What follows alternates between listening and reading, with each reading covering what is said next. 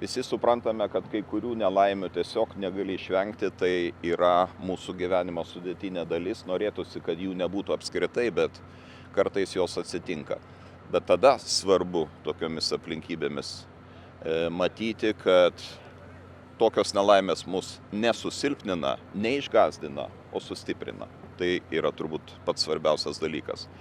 Taip kad aš lieku ir širdyje, ir mintise su artimaisiais karių ir vis dar tikiuosi stebuklo, nors turbūt daug skeptikų sakytų, kad šitomis aplinkybėmis tikėtis nieko nereikia, aš noriu tikėtis.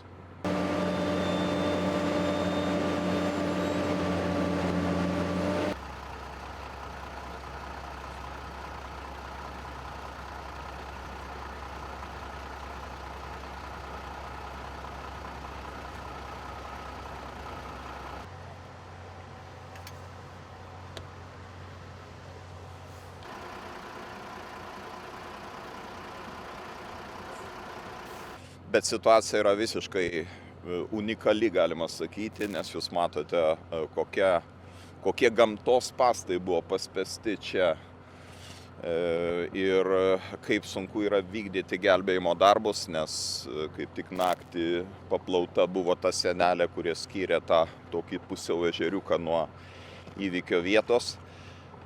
Dabar vyksta vidaus vandenų transporto tarnyba, siunčia savo žemsiurbę. Dabar stengiamės įvertinti, kokio stiprumo troso reikės tam, kad įvertinant ne tik tai priemonės svorį, bet ir pasipriešinimą dumblo, kad galima būtų ištraukti. Visa tai dar užtruks.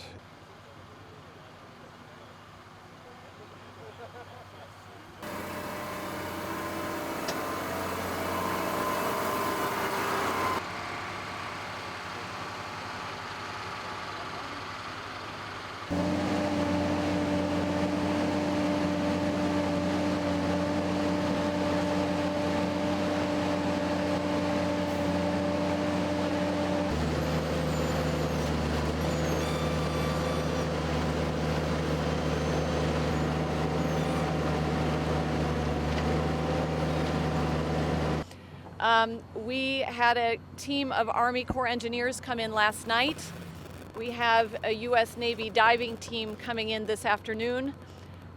So we are bringing more capability to the site, and with the capability we have coming from the Lithuanian side as well, we continue to work the recovery and to ensure that we find our missing soldiers. And so, drug them out of that, and it could be somewhere, else besides.